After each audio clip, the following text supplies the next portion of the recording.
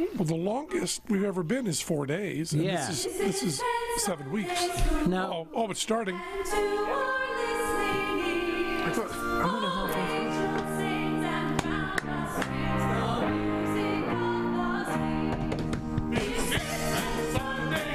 Brothers and sisters, welcome to Penn Sunday School. We are broadcasting live from Show Creator Studios. I'm Matt Donnelly, and in studio with us today is the great Johnny Thompson.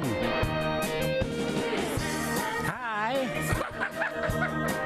With his bodyguard, his tough, his muscle, Piff the Magic Dragon this year. Good evening. Please stand 5 feet away from Johnny at all times. And here he is preaching the love. We're talking magic, everybody. Penn Gillette.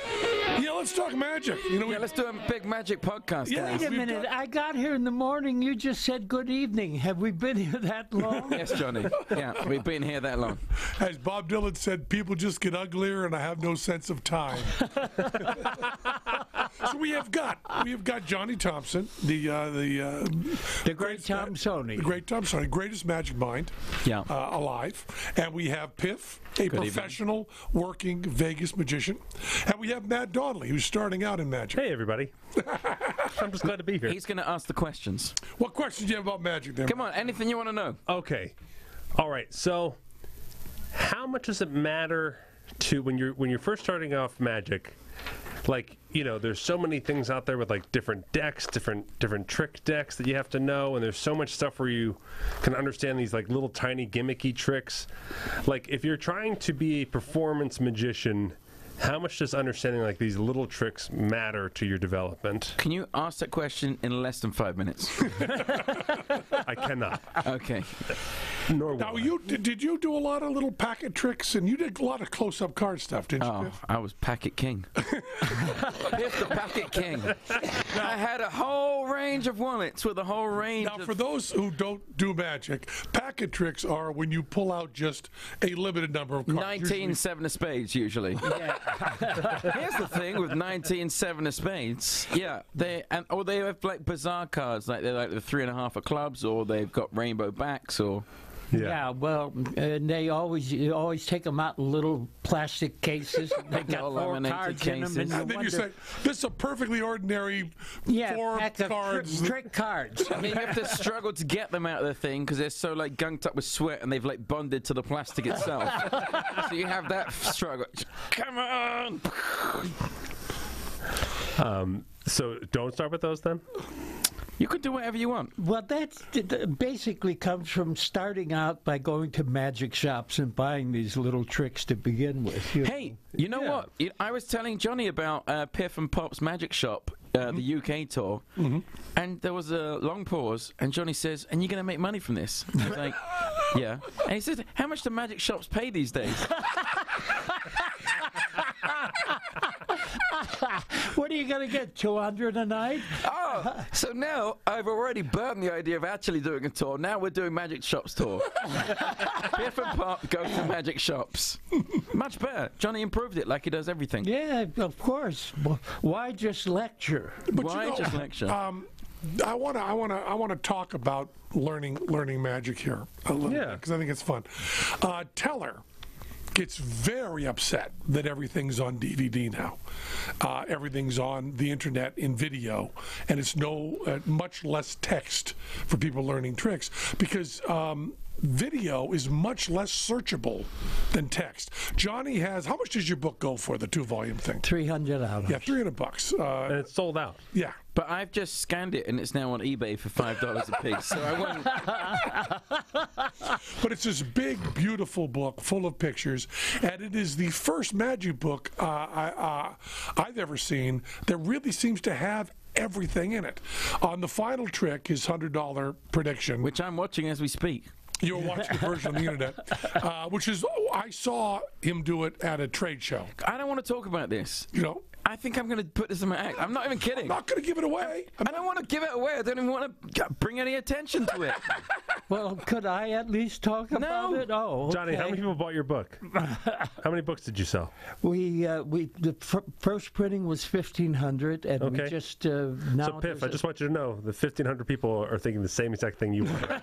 No, they're not. not, because 1,499 people didn't realize at the end of the trick, Johnny Thompson gave away the $100 trick until this moment, and now they're all like, well, I better take off the cellophane because I was going to put it on the internet and sell it for sweet, sweet cash in a few years. Now there's actually something practical in it. Guys, we're ruining my act. But Johnny has stuff in this book like once in 5,000 times of doing it, this is what happened, and this is how I covered it. I will say this: during my when I was putting the Hillbill show together, the embarrassment of riches that I had, which was amongst them getting to sit down with Johnny Thompson whenever he'd have me, and we're trying to. Well, I had you a couple of times. That's true, and it was worth it. The show's going very well. We were going to talk about that in public. Johnny, I give credit where credit is due. I mean, who made your money show? Johnny Thompson. Yeah. Penn and Teller. Yeah. Matt King. Yep. Well, I ruined a few bits, yeah. But, I mean, if anything, that brought you down. If anything, that was the obstacle. Because of you, I've added beach balls and fishing poles. Yeah. It's not that, I mean... Let's not talk about it. Yeah, let's not dwell on that. Everything I've done has ruined your act. I do like a tuning fork joke now because of you. Do you? Yeah. What's your tuning fork joke? When I used to tune into the voices of the dead, I used to just put my hand up in the air, and you said I should use a coat hanger. This is a good bit.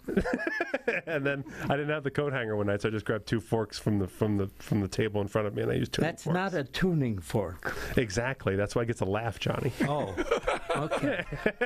I guess it makes sense. Anyway, so I'm going to go back to the story I was telling.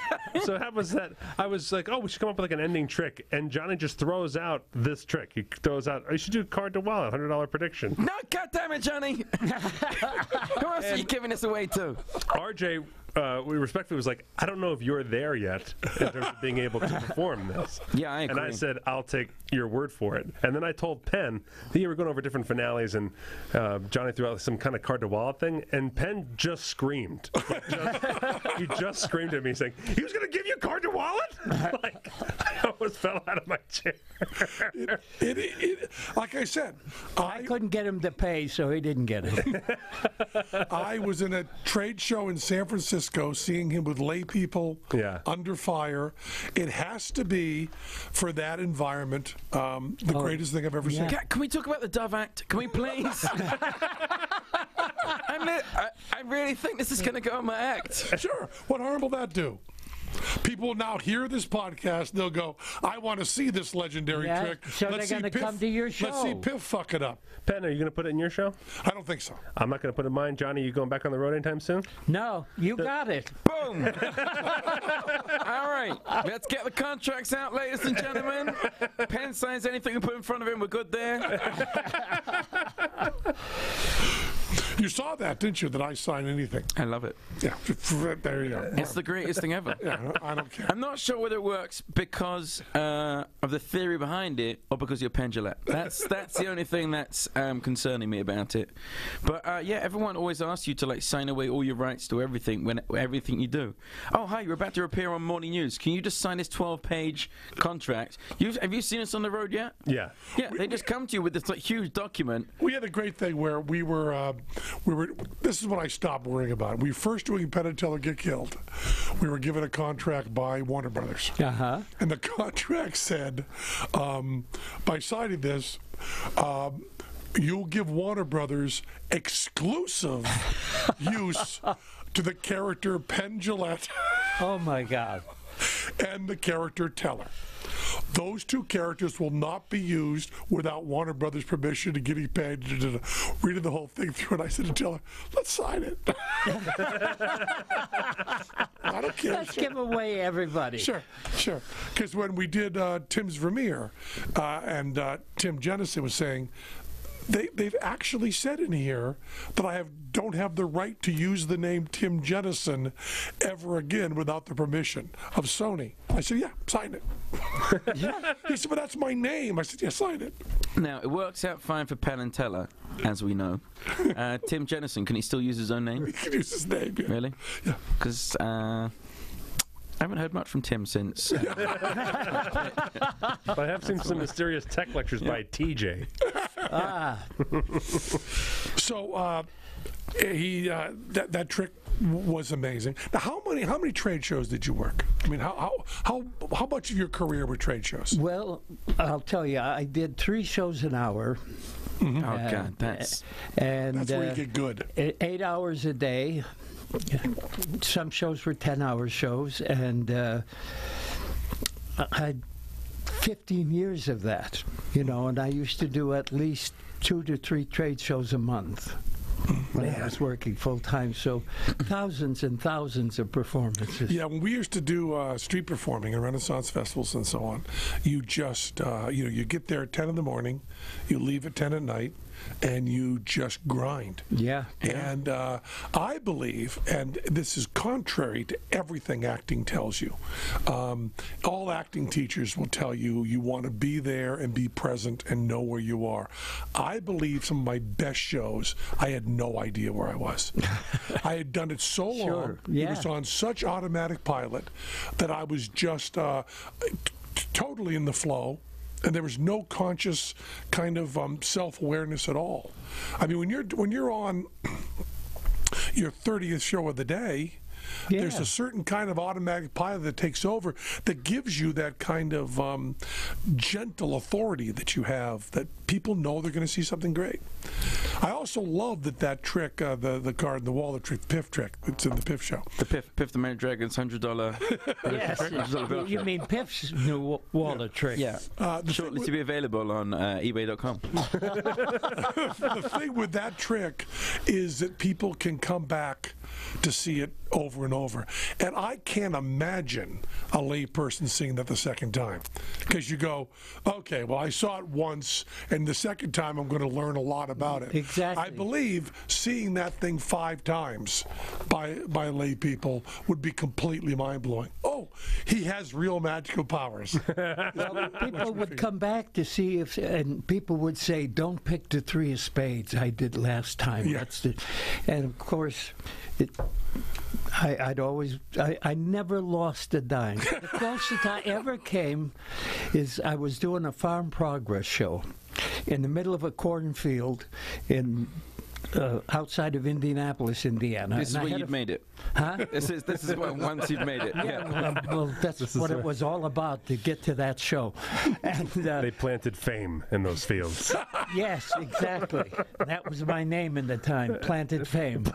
So anyway, this guy's on stage and doing the wrap up, and I let him go, and I glance at the wallet and I realize the $100 bill is gone. And I said to Pam, why don't you tell him about Red Brand Fence? I'll be right back. And I'm chasing this guy in a cornfield, and I catch him, and I said to him, you took my $100. You're a farmer, the backbone of America. I said, how could you do that? He said, I figured it's the only way I'd win.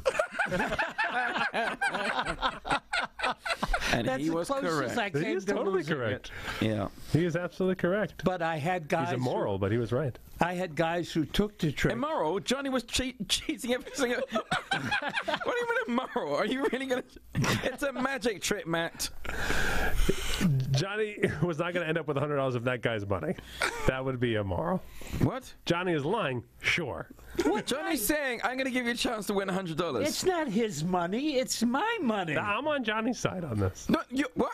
You, What? Johnny doesn't have a side yet. You're the one who creates the situation.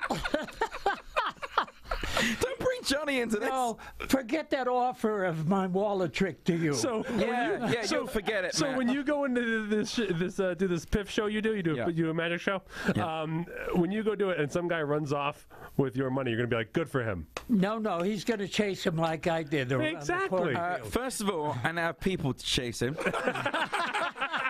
That's why he's Piff the Magic Dragon. Second of all, it won't be money. We're going to be playing for the dog. I'm going to bet the dog. You can't. Why? No, you do can't. both. You offer the money, and then as a bonus, and I'll throw in Thank the you, dog. Johnny, for improving it. Of course. Yes. Where Penn says you can't, Johnny Thompson says you can, and that's why he's the great. It's amazing. I'm not going to argue with There that. isn't one single thing you can suggest that Johnny can't can it prove? Nothing. Nothing. It's Let's about, talk about the rest of my act. yes, and that costume you have too. Gosh, I'm a genuine mythical creature, Johnny, please. Oh, excuse me. Oh, my God. What next? Matt's not a hillbill? Come on. I presume you'll be liking caterpillars next. I love that guy. What, you talking about the guy on America's Got Talent? Oh, yeah. I love that guy. I thought you would. I just did a podcast with him. I'm not even kidding. Yeah, really? Yes. What is this? Where's he going to work that act? Why would you sully this conversation? What's the act? The guy comes out. Hang on, no. Let me explain this. Oh, Let me give you the You're going to context. glorify it. First of all, I saw this guy. Yeah. There's a show called Scott Neary's Booby Trap. Yeah. So he did a video advert of this act, and for about 3 seconds in this video clip there was a guy in an enormous, he's like a full body snake costume, and he's got a guy from the audience and he's just put him inside his like snake mouth, and he's now eating the guy, so the guy is like going through his costume. So I'm That's like, a lot better so than I'm like, the this is already caterpillar. the greatest thing I've ever seen. So then I speak to my friend Maura the Amazing, who's a hula hooper. I'm like, you do Scott Neary's Booby Trap, please. Who is this guy? Put me in touch with him. So she connected me. I said, I've seen 3 seconds of your act. It's already the greatest thing ever. He said, oh, I just did it on the Gong Show. So I watched it on the Gong Show. Really good spot. Then America's Got Talent comes out this season, and I just see this guy's stupid little face in a caterpillar outfit as a still, and I'm like, thank God. That I immediately text the executive producer of America's Got Talent. I'm like, congratulations, you just struck gold. And this guy's called Seth Wood. Then I watched the act because I knew it was going to be great. And here's what they do. And this is, again, the genius of America's Got Talent, is they introduce this guy. He's sort of typical LA actor, a bit hipster looking. And he talks about how his dad is like some scientist or something. His brother's a lawyer. He is really feeling the pressure to make it, and this is his big shot, and he's always tripped to being an actor, and it just cuts to him coming out in a caterpillar outfit and immediately falling on his face And rolling around the floor. and then trying to hatch into a butterfly. So he's like in a sleeping bag basically. He's trying to like pop out of it into a. So he then changed into his butterfly outfit, and he's got a butterfly penis. Yes. In the That's all I outfit. saw. The wings He's got a didn't work on butterfly it. penis that is just flopping around, and America's Got Talent are all going, boo! This is the worst thing we've ever seen. And I'm like, thank God for this guy. He is my hero. He is a legend. Well, yeah, because he makes you look good. Know it, girl. I love him. With Seth Wood. Okay, well, When's Hillbill going I to knew America's you Got were a Talent? little demented. This proves it. Yeah. I tried last year, and there was a no-go. It was Who was it? Who, from them? yeah. They recruited me, but they were only interested in that I used a chicken, and they wanted me to only use the baby chick in the Sounds reasonable. show. Yeah. And then I remember this is when I was a whole 3 weeks into magic when this happened. And You're probably best Of off. course, everyone wants to get into show business in 3 weeks. Yeah. so I said, well, here are the 6 tricks I know. And they were like, no. But we like that you work with a chicken. He said it 7 times. They said no twice to one. What was Yeah, I really hard pitched. That beard gets any longer, you'll be doing the Mountain Man magician. Yeah. That's fine with that. Whatever. People seem to like it. But Do you have to wash your beard? I do. Do you shampoo it? Oh, absolutely. Have you got some like fancy hipster beard oil? Not yet. That's the next stage. It is the next stage. I guess it depends on how cute the next girl give me a haircut is. Then I'll be buying whatever she tells me to buy for my beard. What if she's not a hairstylist? She's just someone who walks around. It's like, hey, you should buy beard oil. Whatever you say, miss. Okay. I didn't know they made beard oil. It's a big industry. Beard oil? Yep. It's the new thing. We're putting tariffs on it. There'll be a tax war going here. American beard oil is moving to Sweden. Yeah. We're going to set the beard oil fields on fire. That's the new thing. We're going to invade countries for their beard oil fields. Yes. So in my show, I had a chicken, but I put the chicken in a bag. You mix around the bags, and I'm smashing all the bags, right? And they said that Simon Cowell hates even the idea that you might be cruel to an animal, even if it's completely whatever, and that a far more experienced magician than I Can we tell a story we're probably not supposed to? Probably. Matt King. That's exactly. Penn looked at me. We knew we were dancing around it, and then you. Why can't we tell the story? Tell the story. It's not ours to tell, I guess. But go ahead. Well, I'll just pretend I'm Matt King. Well, just Johnny tells a story, and then he won't get into trouble. Nobody's gonna. Yeah. Nobody's gonna ever take Johnny aside and say you shouldn't have told that story. Anyway, Simon What Cowell. story am I telling? Simon Cowell Yes. has trouble even with cruelty to animals that doesn't happen. Right. He was very upset at a magic trick that pretended to do cruelty to animals but didn't do it. Now, when you were on, was he upset at Mr. Piffles? No. No, because he was not the judge. Howard Stern. It was the Howard Stern years, and that's probably the only reason I got through to the finals, because I was shooting that dog out of a cannon like there was no tomorrow. And Stern loved you. There was no tomorrow. What? For you, there was no tomorrow. What do you did mean? not win. You lost on American. That's his there's still a secret. tomorrow. It's his secret to success. Yeah, He I loses learned it from the everything. best. He lost on Yeah, where did I get that idea? So, Johnny, what was the first magic trick you learned? Hang on a minute, wait, Johnny, is the world not a better place for Seth with the caterpillar? Yeah, I guess. No. What are you talking about? I hope he puts that on his What's poster. next? Is the real reference Irving the fried worm? I mean, Already, what are it's you a good talking idea. about? Already, I'm into it. It's very difficult to suggest tonight that I wouldn't be into at this stage.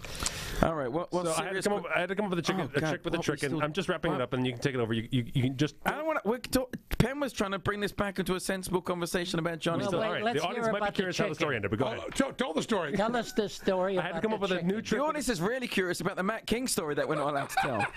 We kind of told it. Yeah. We didn't tell it at all. Go back and listen to Penn talk about somebody doing some He trick. left He's out all talking the about good Matt King. bits. He left out all the good bits. I'm literally trying to railroad this back to Penn. I've been a co-host for the show longer than you.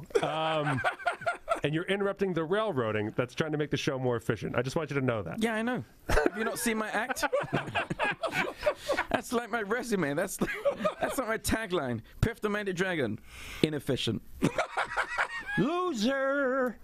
Inefficient loser. Johnny, what was the first trick you learned? No, just tell us the thing about the chicken. I had to come up with a brand new trick that involved a chicken in 24 hours with 3 weeks of magic experience. So that's why I didn't end up on America's Got Talent last year. You gonna try again? Yeah. Gonna still use the same chicken? Same chicken, same trick. I'm going right back.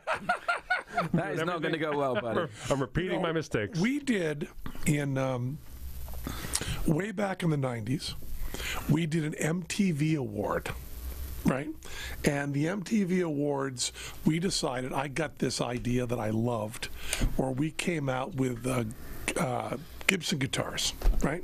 And each played an E chord, really loud E chord. And then we took the guitars and smashed them, like The Who.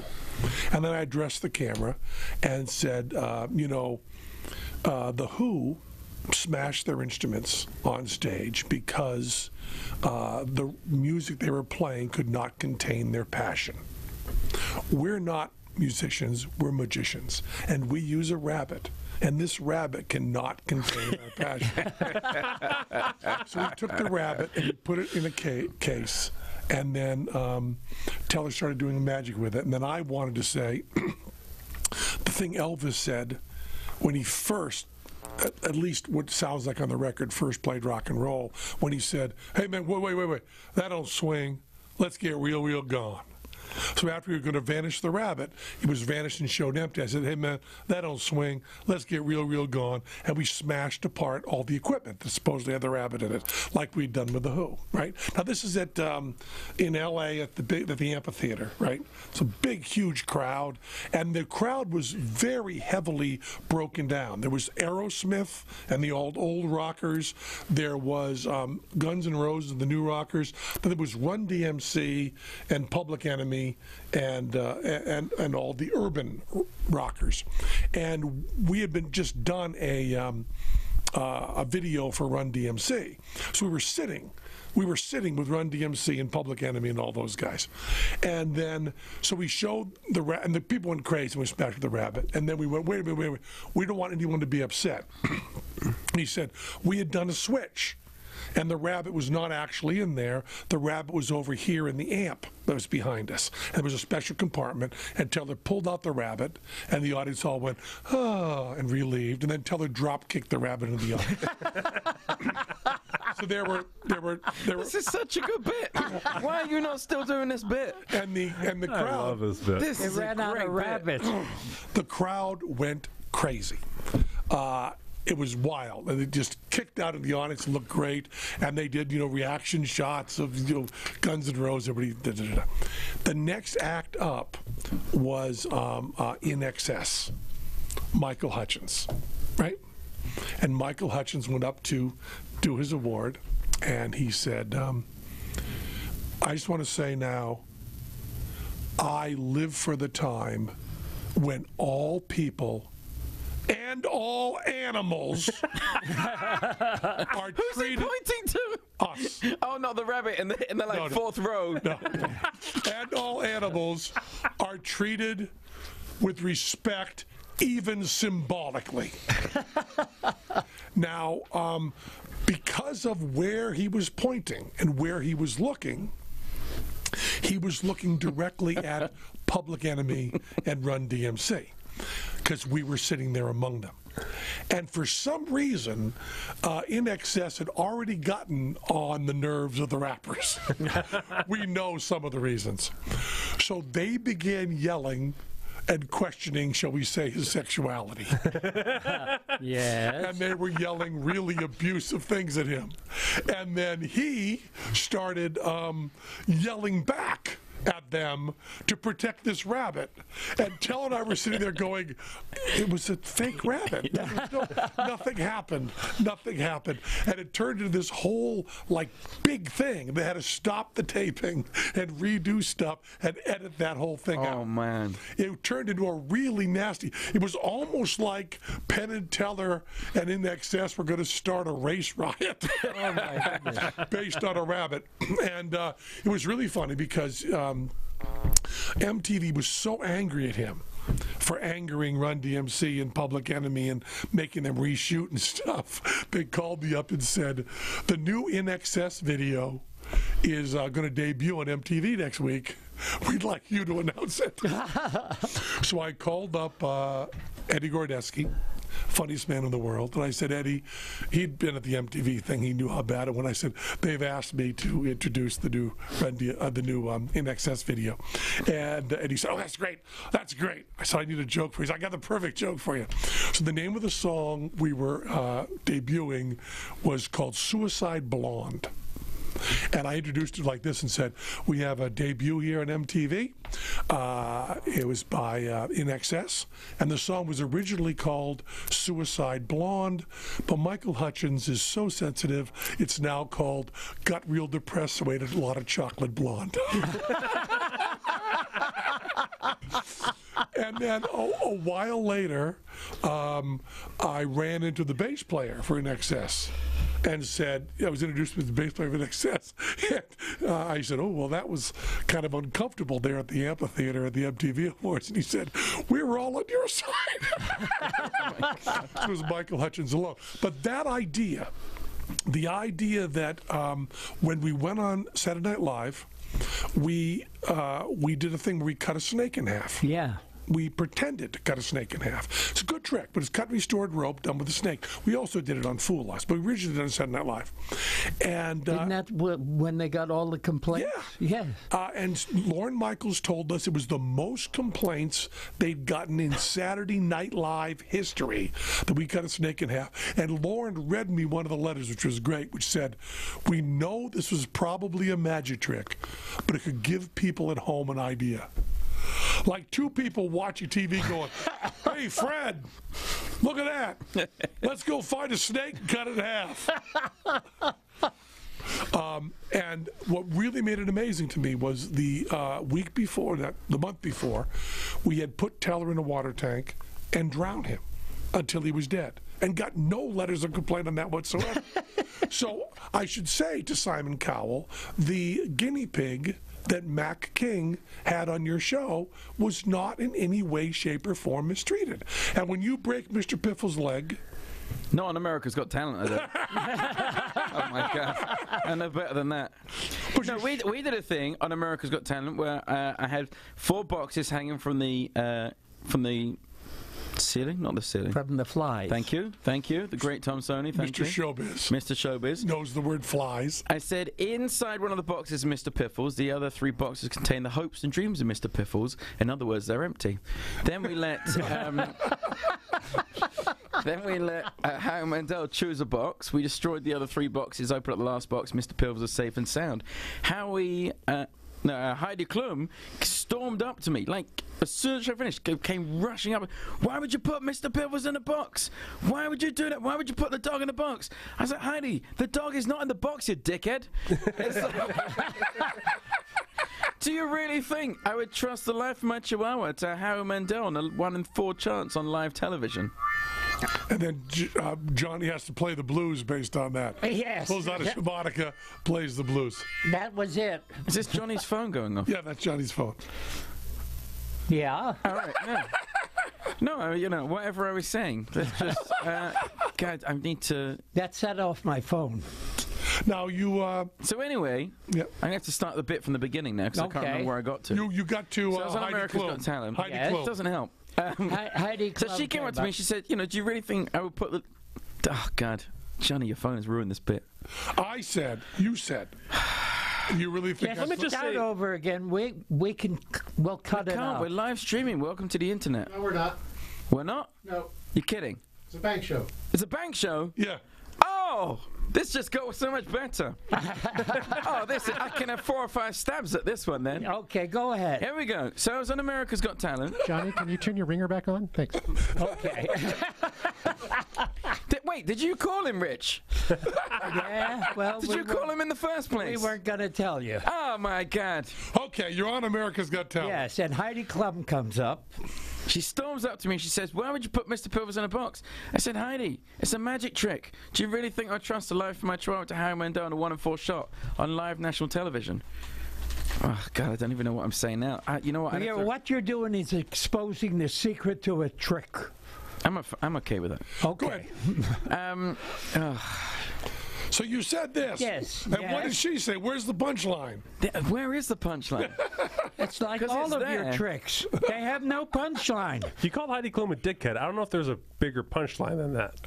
Did you call Heidi Klum a dickhead? Yeah. Just now. And then, wait, oh, God. You think for a moment, here's the thing I hate about people being sensitive about you Teller kicking a rabbit, Matt King eating a hamster. Here's the tragedy of this situation. I think the punchline might have been, do you really think I would have trusted Howie Mandel with the life of my chihuahua in a 1 in 4 shot? I think that was the punchline. Yeah. Not much of a punchline. When you're doing comedy... I mean, I agree. But I'm sure I used to do this bit in my show, and I used to get a laugh with it. Now I'm just trying to wonder how I got that. All it took was... Oh, there must have been more to it than that. No. Really? You think an audience would laugh at that? Sympathy. Well, that's Have you met my audience? career is sympathy. What are you talking about? So go ahead, Matt. When you're doing a comedy magic where you pretend to kick a bunny, right? The joke is that we all think animals should be treated well. I remember what it was. Sorry. I just remembered. Here it goes. Okay. No. Punchline. Look, we can edit that out. Let's just pretend I said that in silence. Okay, so do your bit, Matt. But just be quick because I might forget it again. Sure. Otherwise, it's not. We all think you should treat animals well. That's what makes it a joke. So you getting in your high horse to me that, hey, we should treat animals well because I pretended to kick a stuffed bunny? Like, that makes you tell me that, like, everyone doesn't know to treat animals well. Right. It's like if you take a bottle of water and slam it down, no one complains because we don't care how that's treated. You're not a hanging out magician. You're a comedy magician. It's like the Aristocrats. Yeah. The reason the joke was shocking is that we all think that what they were doing is wrong. Right. Well, except Johnny. No, I was all for it. Now, Piff, I don't think you... finish the story. Yes, give us the punchline. Kill us. It's gone again. See what you did? You made him forget. Wait, I had the another punchline. point. Oh. Okay. I don't think, like, when people have that argument with you and they say, do you think that it's funny to kick a dog in the face? It's like, well, you can never argue out of that position. You can't ever be like, yes, it's funny. But equally, like any sort of form of art where anything terrible is happening, you cannot argue that as well. Exactly. As Michael O'Donoghue said, the question is not. Hang on. Hang on. Yeah, hell Just with want you you to do me being a the favor. host of the show. Let him take over. No, I'm not. Look, wait. I've got an issue here, guys. Okay. I've got a pressing You've need. got an issue about everything. Yes, I do. I'm English. Welcome to it. People say to me all the time, actually regularly, they say this, oh, you're mean to the dog, whatever. Now, what I would like here is a pithy soundbite from the mouth of Penn, who is so good at these that I can remember, much like the joke I'm trying to recall brutally, and I can say it at all times. So could you now give me the correct answer so that I can parrot it regularly for the rest of my life? Is this for the punchline? Is that what we're talking about? No, I'm still working on that, but okay. don't worry, I'll come back to that. I care about that dog much more than you do. No, it's not. Really? Yeah, that's the answer. That really is the only answer. I mean, the thing is that I guess that there are people that don't take for granted that we want animals treated well. Well, I guess there are people who don't understand that if the dog dies, then I don't get paid. Yeah. You don't have an act. It's kind of like that's not a magic trick. It's not a magic trick if the dog is hurt. Right. That's part of what Matt was saying. It's like when David Blaine was in a box not eating and he got thinner. That's not a magic trick. If he were in a box not eating and got fatter, that's a magic trick. Yeah, I agree. It's a pretty good trick. Really good trick. That would be a really good trick. Yeah, it would be, isn't it? That's so much better. It is. God, I hope he's listening. That would be a great bit for him. You haven't seen his live show, have you? This tour that's No. out? I've heard it's great. Have you heard Yeah, I'm it's sure great? it is. Yeah, everyone, Everybody every loves it. magician I've talked to who've seen it raves about the show. Loves it. Yep. I want to see it. I want to see him in a box getting fatter. Yeah, me too. Can I have a go at my joke? Sure. Yes. Here we go. Do you want to All set right. up? No. Don't forget it now. I think okay. So I said, do you really think I would trust the life of my Chihuahua to a 1 in 4 shot? God damn it, Matt Donnelly. That is so...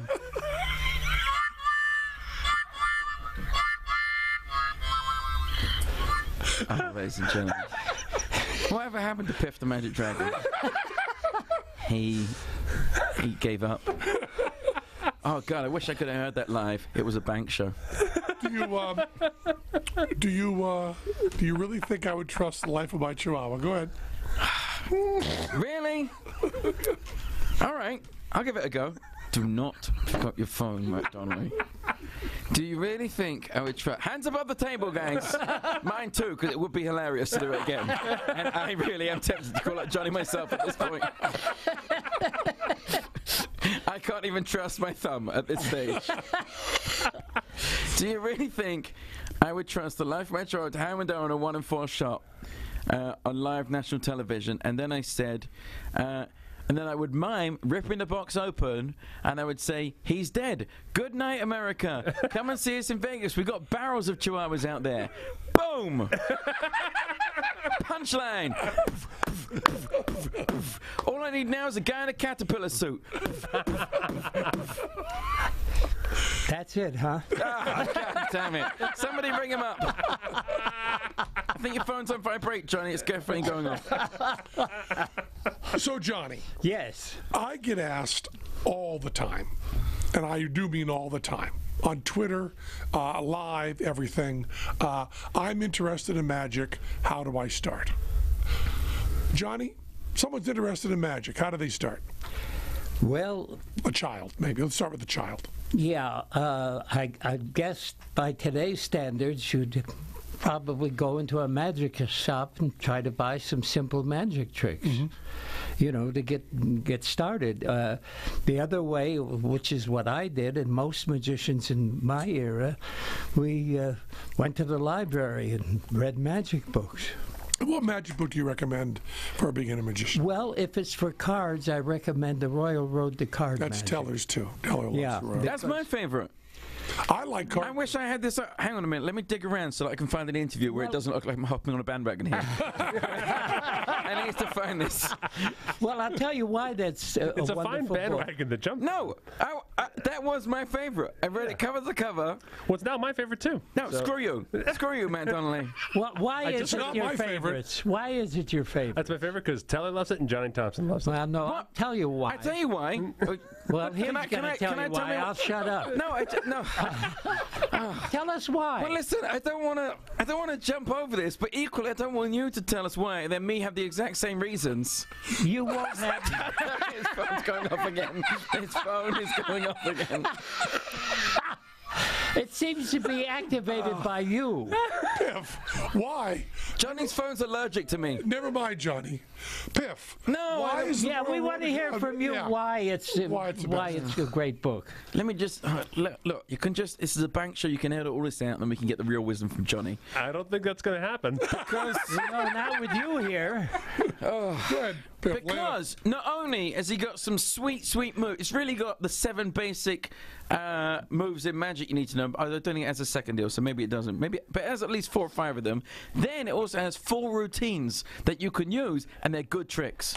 So you can learn the tricks in the show. You got all the routines. You got all the sleights to build your own routines. It really is the path to magic. Johnny. That is not the reason. Yes, yes. I came up with my own goddamn reason, and I'm proud of it. I'm sticking by it, even if it's wrong. Well, I'll tell you. What's the reason, Johnny? It starts out like this. It teaches you to shuffle cards. Just overhand shuffle cards. Then it teaches you a trick that only utilizes an overhand shuffle.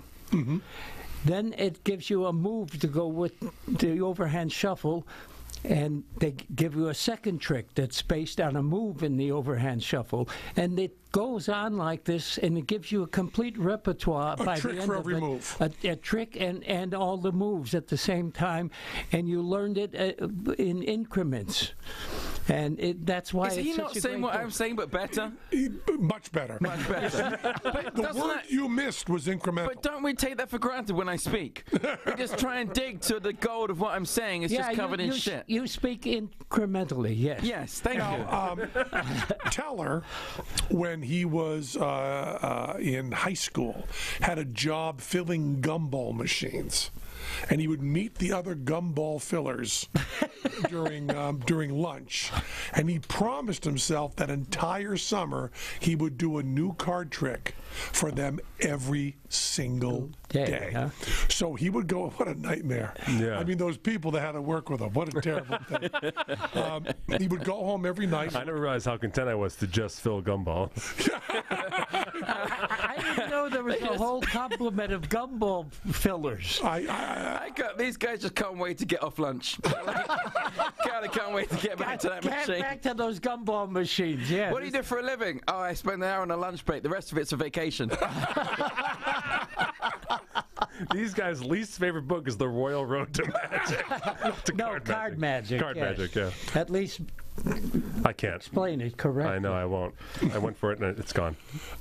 When did you first read The Royal Road? Oh, when I was a kid. Oh, really? Yeah. Did you do tricks for everybody? Yeah, absolutely. That's how you get better by Now, the hardest, constant performing. really hard thing was how did you first, before people come up and begged you to do a trick, how do you approach somebody? I talked to a lot of magicians about this, but when they're unknown, how did you go up and say, want to see a trick? What was your opener to do that? Like when you were like 15? Well, when I was 15, I didn't know any better. I just did tricks for them, you know. But did you have an opening line? Well, when I did walk around in restaurants and bar, I would just walk up and say, "Hi, I'm the house magician. I'm here to magish for you," and that was my opening line. You know. What was your opening line? I never did walk around. Okay, well, let's pretend you did and make it a good story. So what was your what was your opening line? What would be my opening line? Yes. Yeah. I have never been able to find one, so I can't do tricks. I've never been caught. For a guy who's made his living as a magician for the last 40 years or better, I think that's pretty unusual. What would you do? When I was traveling on the tubes in London, I would pull my magic pad and just hope people would be curious about what I was doing and come up to me on the magic pad. And I used to do that when I was traveling on the train in the UK. You know this. That's why you're pretending to tell the story. Yeah. Just bullshit. Why isn't my phone ringing? Yeah, why don't you ring them now? I used to travel. I used to have, I used to travel on these 4-hour train journeys, from one side of the country to another. Why were you going That's across it. the That's country? England. One side of the country to another is 4 hours. Yeah, it's tiny. Why do you think I struggle in this country? I mean, this is ridiculous. This is 3 time zones. That's 3 too many. 3 time zones. No, 4 time zones. Yeah, you're right. Look at that. I forgot one. Once again, Johnny's right about everything. My opening line was, I'd walk up to a table and say, good evening, have you seen The Magician? And they would go, no. And I'd be like, ta-da. That's Not good. bad, That's is a it? good line. Yeah. And what was your opening trick? I believe it was the invisible deck. I would say, all right, I said, right, let's do a card trick. Who's got any playing cards? And then they would say, none of us, and I would berate them. It would be a constant barrage of me shouting at people. Your normal act. Well, no, it wasn't, because I didn't have the dragon outfit at that point. So that was the period when I was just Were being you fired in a everywhere. caterpillar outfit? God, I could only dream of it. I could dream of it. I was in a suit, and people would be like, who is this prick? Who is this prick ruining my You nice had a evening? prick suit? I wish. Any one of your suggestions would be better than what I did, which is just appearing in a nice, business suit and yeah, Berating people until they didn't berating like people. you. Yeah. Well, not till they didn't like me, to further their dislike. Even when I appeared at the table, that was already. They were already like, who the hell is this guy? And they're still doing it. Yeah, but now I've got a cute little dragon outfit. And what was your opening trick? It was the invisible deck. And then you would just So I would say, all right, we'll just pretend. And I would say, shuffle the cards. Shuffle the cards. What the hell are you doing? Shuffle the cards. Who shuffles like that? You're making a mockery of this whole thing. And I say, pick a card, but don't ruin it with some Ace of Spades bullshit. Come on, this is at least pretend it's difficult. If you got a good one, change it. Now turn it upside down, throw it in the air. All right, this guy's gonna catch it in the cards. Throw it up in the air. They throw it up, and I go, be like, all right, catch the cards. Boom, he catch the card. Look at it. He didn't even move. That's how good he is. He doesn't even look like he gives a shit about what's happening now. He didn't move. He didn't flinch. The card is now on the deck. Somehow, no one can explain it. Pass me the cards. And then I would produce them, and they'd be in the box, and I'd be like, oh, look, he put them in the box too. That was nifty. And then I'd say, name your card. And they would say, what? And they would name whatever. And I would be like, what? And then I would shake my head, and I would hold up 4 fingers, and I would be like, and then they would eventually go 4, and I'd be the 4 of, and then I'd mime shoveling, and then eventually they would say the 4 of spades, and then I would go through the cards, and one card would be reversed, and it would be the original card they named, and then everybody would be confused and say, what did the 4 of spades have to do with it? That's it, huh? Way to ruin a good trick. And what was your first trick, Johnny? Your opening when you did walk around. Well, the very first trick I ever learned, I think you realize it, but when I was a kid, I didn't want to be a magician. I saw a movie about a Mississippi riverboat gambler, and that's what I decided I wanted to be. I saw the Derringer hat, the frock coat, the brocade vest, dealing in cards. I wanted to be a card cheater. My mother took me to, on Wells and North Avenue, a used bookstore, and I bought the only book I could find on card cheating, The Expert at the Card Table. And I spent 4 years. The famous book and the hardest book in the world. Yeah. Well, in those days, in the 40s, they thought it was academic. They didn't think you could really do the stuff. Right. And so I spent 4 years trying to master everything in the book. And after 4 years, I came to the rude awakening. There weren't a lot of places for a 12-year-old card cheater. So I looked in the back of the book. It said ledger domain. I had to figure out what that meant.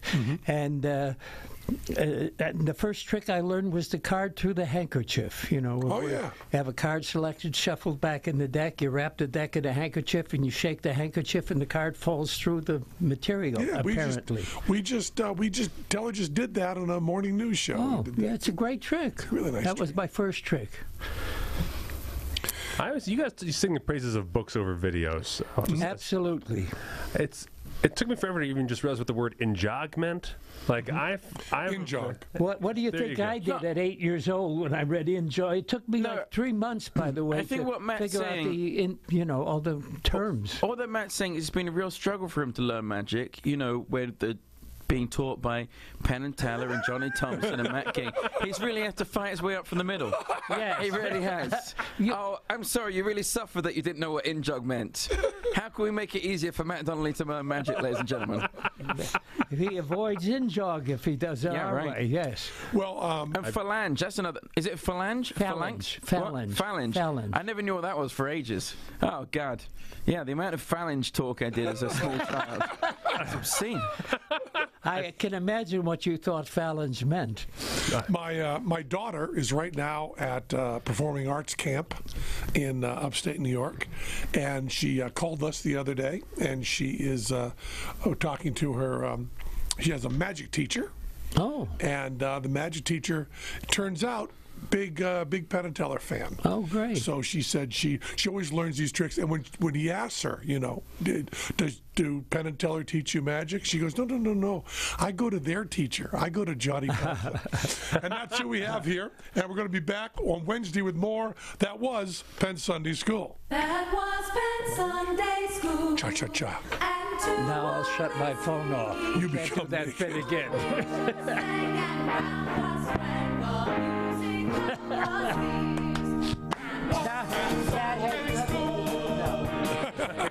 My running bit's gone. That was a good one, though. Yeah, that was good. great. Calling Johnny Thompson when Piff's telling a story. He's still pouting.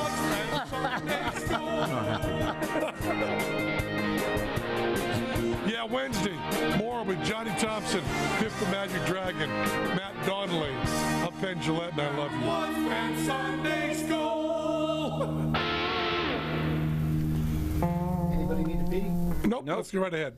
This is Penn Sunday School. Woo! And to our listening ears, all nature sings and round us rings the music of the spheres. This is Penn Sunday School. Brothers and sisters, welcome to Penn Sunday School. I'm Matt Donnelly along with Penn Gillette. We are broadcasting from Show Creator Studios, and we're back with another fine episode with Johnny Thompson. Hello. And the very affable, just lovable, cuddly Piff the Magic Dragon is here in the studio. And I found out where the cough button is. And Keep doing that. There he is. no problem, Johnny. It's to be a very easy podcast to listen to. Here he is, Penn Gillette. Don't very much trouble. Okay, enough with the cough button, you guys. That's a dangerous bit to start off this early in the podcast. It's so good. I'll tell you that. So, magic. Now, Johnny, you in show business. We're not going to talk about your sewer work. We're going to get right to the heart of things. I'm not going to do any interrupting on this podcast. Good. We are going to get right to the core of Johnny Thompson's secrets. Can't wait, guys. Buckle up. Here it comes. But in I show, found when I know where the cough button is. Look, I can stop myself interrupting at any point. There we go. Look at that. You can just reach over, press the button, and then I can't interrupt. in show business, Yes, your first job was not as a magician. Is that right? that's correct. What was the first showbiz job you got paid for? Swallowing swords and eating fire. Mm-hmm. I was 12 going on 13, and in Chicago in those days before theme parks was the world's largest amusement park. Mm-hmm. It was 2 miles of midway, 6 roller coasters, shoot-the-chutes, and parachute drops, and all kinds of wonderful rides. And I started going there when I was 8, and by the time I was 12, I decided I was ready to work professionally as a magician. So I went to the 10-in-1 show, is what they're called in the business. That means 10 attractions under one roof. But people refer to it as a freak show. Yep. And I went there to get a job as a magician. And I told them I was 16, and I was about 5'10", 5'10 and a half. And I had a Social Security card from being an usher at 12. So they didn't ask my age. I had a Social Security card. I got the job. Well, I didn't get it initially. I went there to be a magician. They said, we have a magician. It's too bad you don't eat fire or swallow swords. I said, oh, but I do. Of course, I didn't, you know. And I ran the Abbott's Magic Company on Randolph and Street in Chicago, and I bought a book called Thrilling Magic. It taught you how to lay on a bed of spikes, eat light bulbs, swallow swords, and eat fire and so forth. So eating fire was relatively easy. I learned that in a week. Swallowing swords took weeks and weeks and weeks.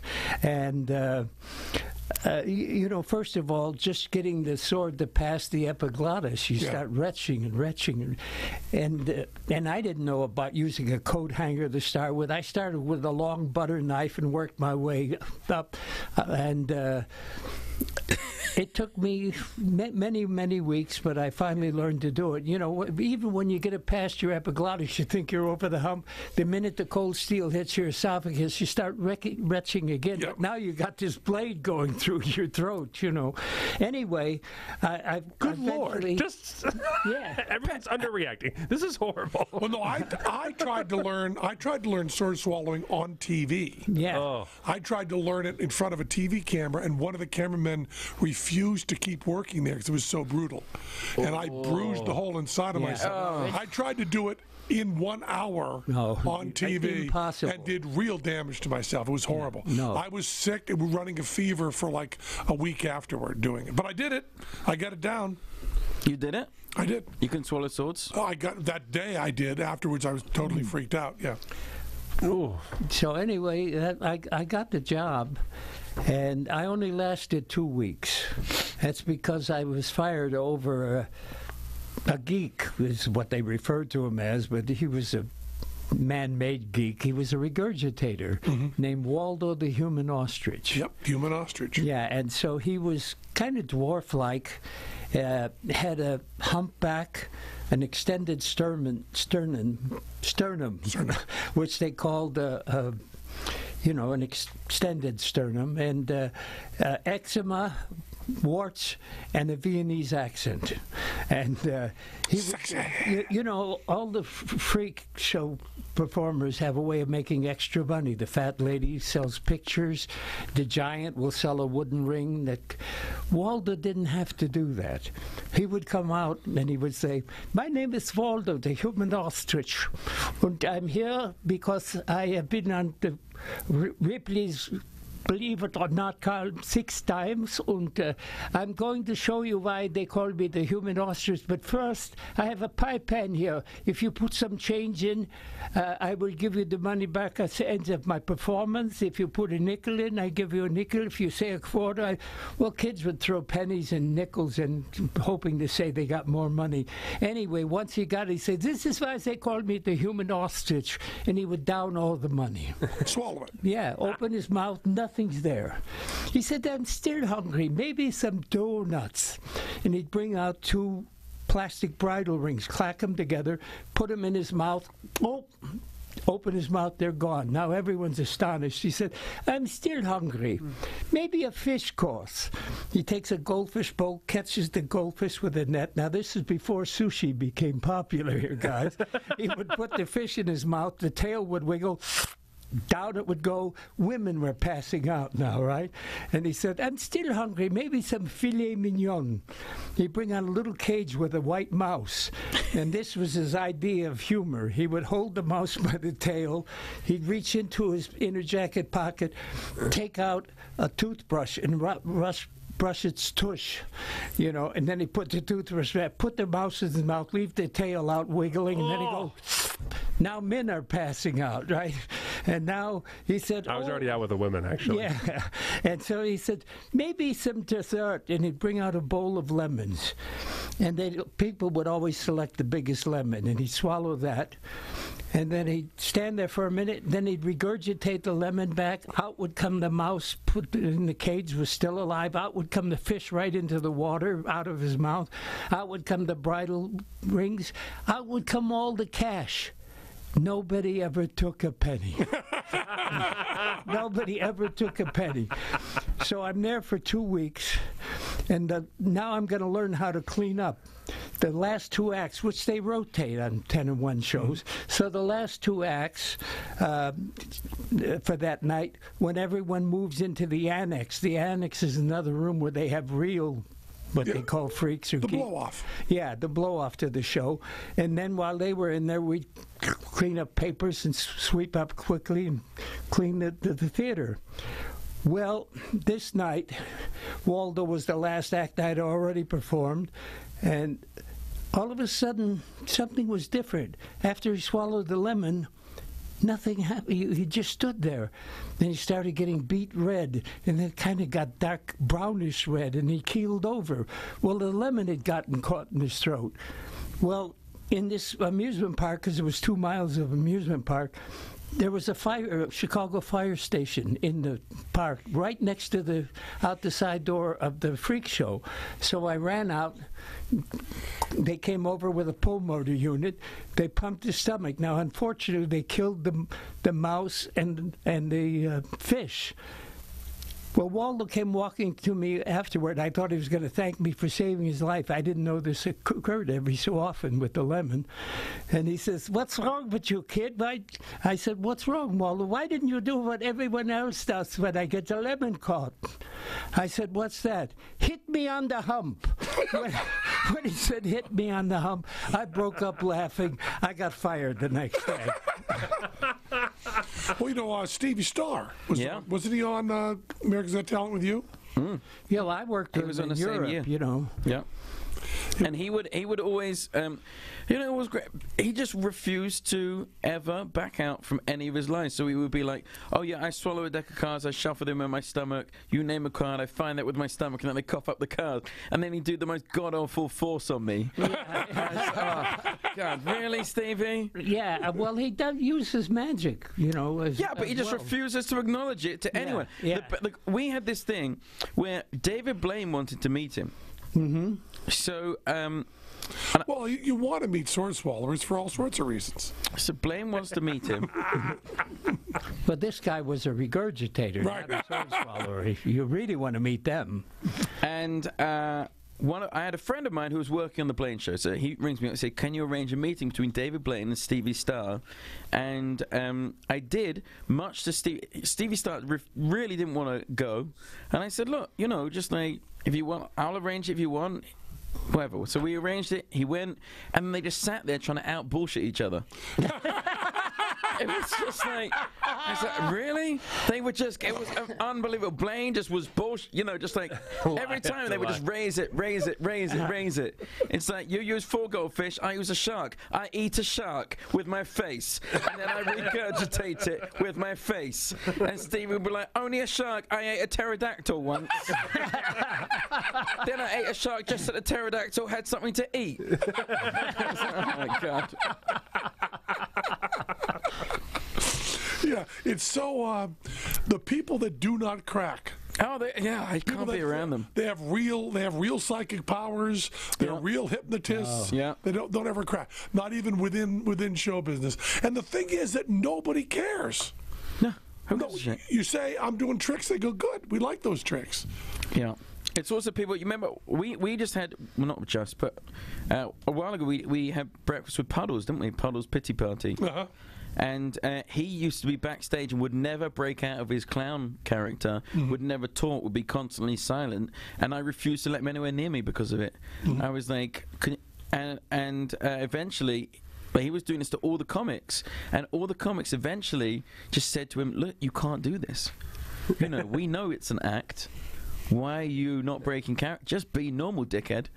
And eventually, now if you're backstage with him, he'll talk to you like a regular person. Well, you know, this is so strange. This will be underlined. But I'm going to say something good about Teller. Wait a minute. Oh. I am really going to say something good about Teller. I don't think I've ever done this in my life. I'm going to write down the day. Just work with him. Teller has never done that bullshit even for a moment. Not for a moment has Teller acted like he couldn't talk. And it was always really funny when we would do local television. You know, a lot of times the guy on the air would go, well, tell her you never talk. You can't possibly talk. I'm going to go, fuck you. if he knew we were on a delay or something, he would do that. They'd go, okay, well, he can talk, I guess. How many months, weeks, days, or hours would Penn and Teller have lasted had Teller been silent for the whole time? Oh, wouldn't have made it through a show, not a single show. Well, people always ask me, can he talk? And I say, well, yeah. I said, he was a Latin professor, you know. I said, it's a dead language. He has nobody to talk with. And then where did you go from being fired by Waldo the human ostrich? Oh, there was a wonderful card magician named Zangoni, Louis Zangoni. Mm-hmm. And across from the freak show was a skee ball exhibit, and that was run by his in-laws, and he was managing it for him. Mm-hmm. So I was standing in front of the freak show one day with a pack of cards doing the Erdnase one-hand shift. It's a cut with one hand. And he walked over and he said, where'd you learn that, kid? And I said, out of this book, The Expert at the Card Table. So he said, he introduced himself, and it didn't register to me till I saw him start doing some magic. Doesn't he have a spread? A what? A spread. Isn't there a Zingoni spread? No, yes, there's the Zingoni spread. Yeah, it's in Expert. That's what he told me. He said, check me out in, Expert at the Card Table. Then I realized who he was, when I looked in the book. And I spent the next couple of weeks with him. Well, when I got fired, I went over and told him I was fired. And he said, there's a magician at the other end of the park named the Great Garrison. That's 2 miles to walk. Yeah, and so he said, they're looking for an assistant. So I went over there, and I got a job for the rest of the summer as an assistant there. Even a couple times the talker didn't show up. They sent me out to be a talker. Oh, wow. Yeah, and so talker is what people refer to as a barker these days. I had such a fight, in Fear and Loathing in Las Vegas. Mm-hmm. Terry Gilliam was the director. Yeah. And I was in that movie with Johnny Depp and Benicio del Toro. And they hired me to do the thing, and I did the thing with Johnny Depp. And then my script said Carnival Barker. And I said to Terry, I got to change that credit. And he said, it's Carnival Barker. I said, I know people in show business. I can't have my name next to Barker. You have to change it to Talker. Yes. Carnival Talker. And we went back and forth and argued and actually got agents involved. And I said, no, I'd take my name off the movie, but I don't want my credit to be Barker. I really didn't. See? We'll have to have moral positions we take. Well, there's some of us here who don't. Yeah, I'm an amoral reptile. I don't have a problem with your carnival barking demands. You don't have a problem with that? No. You're okay with it being Talker? Yeah. Why would you think of all the Talker. things I would have a problem with? That's the point where I finally walk out of the room. I'm like, all right, I'm putting the cough button on. I'm out of here. Keep talking. We can get rid of them. Now, you once told me, and I love this. Wait, hang on. Why is the Zingoni spread? What is it? Yeah, what is it? Read it in Expert Card Technique. I'm going to Google it. You can Google it. I am. That's what I'm going to do. Now we'll have your phone ringing. All right, sorry, Penn. I didn't mean to interrupt. We just needed to know what the Zingoni spread for all the listeners. Okay, Zingoni spread. I'm just asking the questions that the listeners want answered. It sounds like a pornographic term to me, the Zingoni spread. Oh, we dream. But sadly, there we go. There's a YouTube video of it. Good. It's not even a How joke. did they do that? Oh, it's not even a joke. He's been dead for years. So you once told me that I asked you the hardest move you ever learned in professional show business. I don't even remember the answer you gave. You said the hardest move was selling Jinsu knives. Oh, yes. You said the hardest move, when they do the knife moves? Yeah. Johnny said it's the hardest move to learn. So you sold knives. Like at Benny Hanna's. Yeah, but they weren't. No, not Benny They Hanna's. weren't Genshus when I was a kid. What were they? First of all, I had a friend, Lee Jenner, was a harmonica player.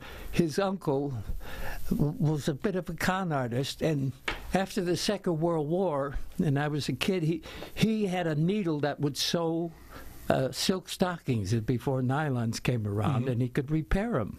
Yeah. And I learned I could do it for about 20 to 22 seconds or so. And so I'd be standing there, and he said, anyway, here, kid, take this. And I'd start doing it, and he says, if he can do it, any of you can do it. And I assume that's a very hard thing to do? Yeah, it was very difficult. He was the only guy I knew who could do it, you know. And he was doing that to sell the special needle. Yeah. And he actually had the skill. So Yeah. that's the stuff at fairs that kills me. Yeah. Where you're selling an object, but you actually have the skill that makes the object work. And the knives were not Gensu knives; they were glass knives at the time. Oh yeah. Glass And yeah, they didn't have to be sharpened or anything. But the wonderful thing, they were glass knives. They would break. You'd have to buy another one, you know. But that's what it was. They were glass knives. And could you do all that slicing the tomato stuff? And Yeah, things like you that? do all of that with it. Yeah. And how- Again, I was a kid there that he had, you know. Oh, anybody Do you can do use the thing this. where you throw the egg up and you slice it and you put it in your hat?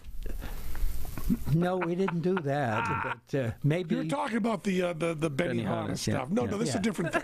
this is a different really like era. Benihana's. Benihana wasn't around then. Well, it's a really good place to eat. You like them when they make a little volcano out Oh of the yeah, I onions? really like that. That's my favourite bit. That's the bit I wait for. Yeah. Well, that And do you makes like it when they sense. do the ketchup bottle with the string in it? You Oh, yeah. You being a dragon, do you light it for him? Yeah, sneeze on it. Okay. Have you found the Zingoni spread? Nope. This is going to keep me busy for There the rest are of the magic podcast. terms that do sound pornographic, like the Yeah. Zingoni Like spread, any you know. magic term. Like the double lift. Yes, Like the bottom exactly. deal. Like the Yeah. spread pass. Like the Yes, second. exactly. Like any form of pass. Yeah, any form of Phalange. spread. Yeah. In jug, out jug. Yeah. The old middle deal. How about bottoms? Look at that sweet second. 69ing. Oh, wait. That's not a magic No, term. that's the real sex thing. Oh, okay.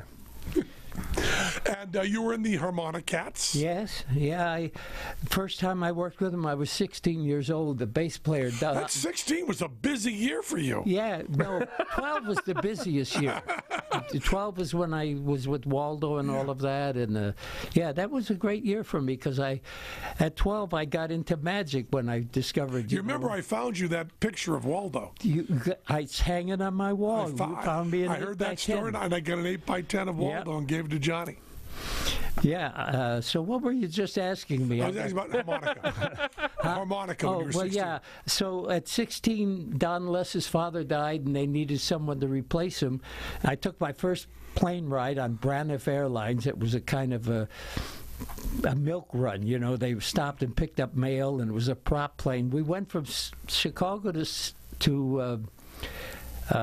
Sioux City, Iowa, and it took 6.5 hours just to fly to Sioux City, Iowa, you know, which Oh, is now man. nothing. But Fill a cigarette smoke. yeah, and I did an auto show with them, and they were shocked that I knew their material. Now, how'd you learn bass harmonica? Well, I was doing a date and doing magic, and there was a harmonic act called. Okay, what are you doing? I'm listening to. I'm trying to find out what the Zingoni spread is, guys. Just be grateful it's keeping me busy. Yes, it keeps him quiet. Oh my God. Keep looking. Keep Yes, looking. I'm looking, Johnny. Okay. Where the hell was I before he You were in Sioux rudely City, interrupted Sioux me City, again? Iowa, Yeah. and you were. But I asked you It was before an that. auto show. How'd you learn to play harmonica? Yeah. Oh, how I.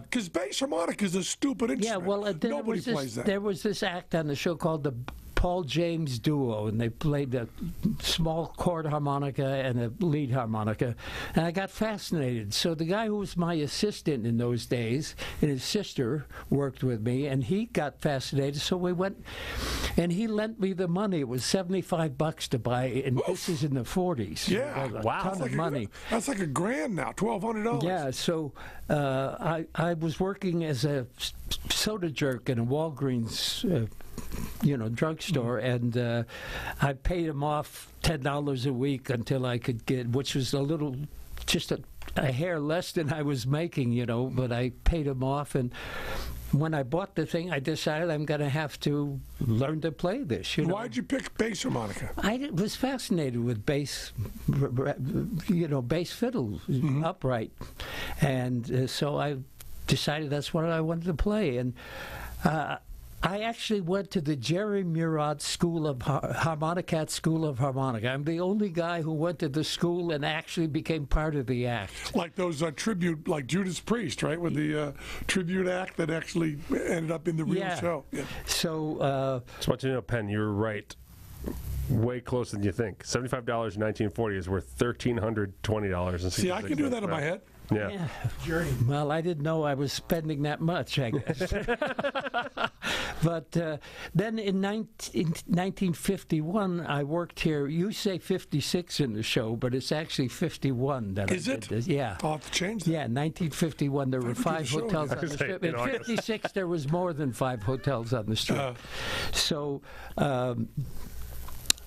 where the hell was I? You went to the Oh, harmonica yeah, it's school. the second time I worked the last frontier here. There were 5 hotels. There was the El Rancho. Everyone thinks the Flamingo was first, but it was the El Rancho. Is that true? Yeah, the El Rancho was Was that first. Bugsy's? Was it? No, Bugsy's was the Flamingo. Yeah. The El Rancho is the only unimproved property on the strip right now. It's the empty lot across from where the Sahara Right. was. And so there was El Rancho, the Flamingo, the Last Frontier, the Desert Inn, and the Bingo Club, which later became the Sahara. And Bingo Club's a better name than Sahara, don't you think? and then in about 54, I went with him full time because Don had a detached retina. In those days, they had no cure for a detached retina. In fact, the poor guy had to lay 11 months with sandbags on either side of his head, not moving. And they thought their idea for curing it was to shoot a mucilage, they thought, around the eye that would maybe make the retina attached to it. Of course, it didn't. And so Wait, he just lay there for it. That's all he did. he laid there for 11 months, yeah. And With so, what? yeah, that was their idea of how to get it fixed. So anyway, Even now with certain eye stuff, you have to lay. yeah, oh lay yeah. very, Well, very still you know, for I us. have a problem with my eye, and they were going to fix it until they told me all the things I couldn't do, and they said you can't sneeze, you can't cough, or you can't blow your nose. Well, I have COPD. My God, I do that every day, you know. And they said you couldn't be over 1,000 feet above sea level, and I couldn't And you come live home. Yeah. So I declined on having the operation. I figure if it detaches, which is what would happen, I have a puckered retina. If it detaches, that's a simpler operation than the one they were going to do. So, What magic move is that? what did he say? What magic move is the puckered retina? We're not. I don't tip. I don't tip. I'm not going to tell you. It's not even in the book. That's right. Did you find the Zamboni spread? I watched it 3 times. I have no idea what it is. Oh, okay. I don't know what it is. It involves 3 cards. What does Yes. what does it accomplish? I don't know. I don't either. None of us know. Johnny was doing the classic magician thing, like read it in the book. Yes. Just go and you know, do yourself a favor. Go and read it in the book, and that's always when people don't know what it is. You know, I'm not going to tell you. I'm not going to make it easy for you. You go back, you find it in the text, you read it, you learn it, and then you show it to me, Because I am. so that I can make sure you're doing it correctly. That's correct. That's what magicians do. That's correct. Yeah. Now, on the bass harmonica, there's no inhaling, right? No, the reeds are so long that they wouldn't respond by an inhale. In fact, the original bass harmonicas were tuned at octaves. One reed would start the other, you know, and you have to anticipate the note a little bit to get it to hit on the beat. Right. And I wanted to sound like a string bass, so I built my own harmonica, made it a single reed bass, so it would just get the one tone instead of the octave. The octave sounded very mechanical, you know. where this sounded more like a bass, and when we electrified it, I could get it to sound more and more like a bass fiddle. And the only person, as far as I know, who uses bass harmonica is Paul Simon. Use it on the Boxer. Yeah. Right? That's used on And Graceland. those are the ones tuned in octaves. Yeah.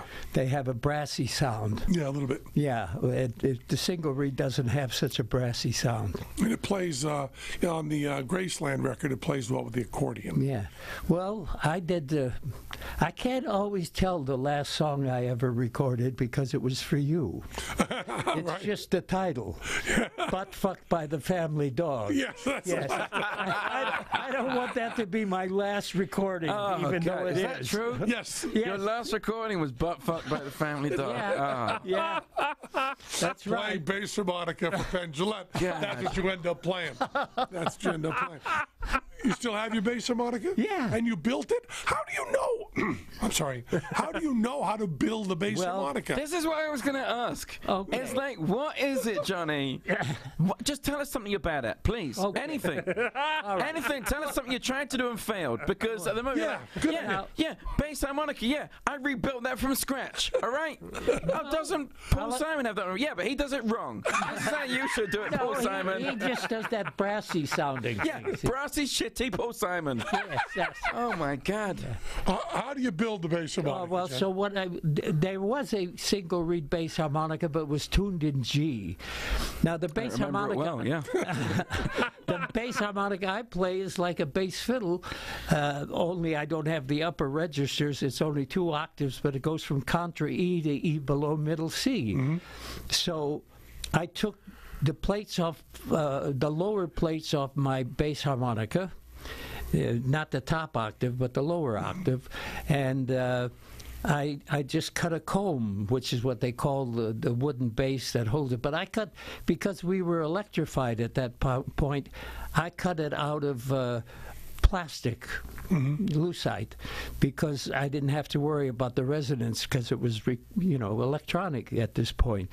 And I used a drill press and just cut out, all this. We don't know. Spaces. We don't know. Well, I'm telling We you. don't know, Johnny. Yeah. Well, We know none of this stuff. okay. Are you going to play bass harmonica? Maybe. And if I am, this is going to be... Somebody is going to need to know this stuff. And you're the only person who knows. I don't tip. I told you, I don't tip. We need you to tip. No, just know I used a drill press and a piece of lucite, cut all of the wooden. And then you decided to hang all your dreams on a jazz harmonica group. Yeah, That's where the money is. yeah. I'm the Polish guy who thought he'd make it in jazz. But here's the thing. Isn't that where all the money was? I don't think so. Weren't Listen, they the most successful? No, the Harmonic Cats were. Yeah. They were doing jazz. they had they had a hip name, but we played commercial music. Oh, Yeah, okay. Cats in the 40s was a It's for jazzy term name. for hipster today, and